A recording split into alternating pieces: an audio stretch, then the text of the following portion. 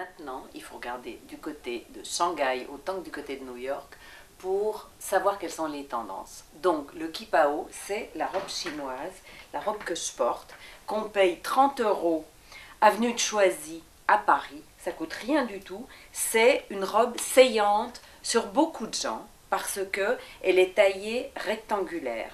Donc, si on est un peu ronde, on la prend un peu loin du corps. Si on est très mince, on la ceinture et on la porte près du corps.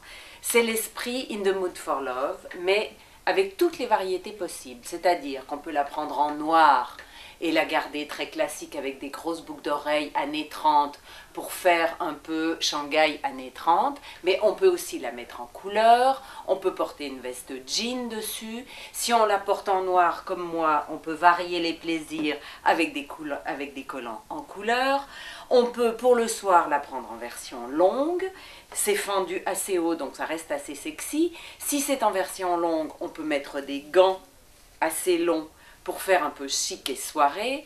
Elle a un potentiel d'adaptation, cette robe, qui est extraordinaire. C'est une tendance qui arrive de Shanghai, à tel point que là-bas, il y a des bureaux qui sont ouverts de fashion consulting, où les vieilles chinoises conseillent aux jeunes et aux moins jeunes comment porter le kipao façon In the Mood for Love ou bien façon plus traditionnelle, typique Shanghai. Parmi les conseils que les Chinoises donnent à leurs compatriotes, c'est la tenue.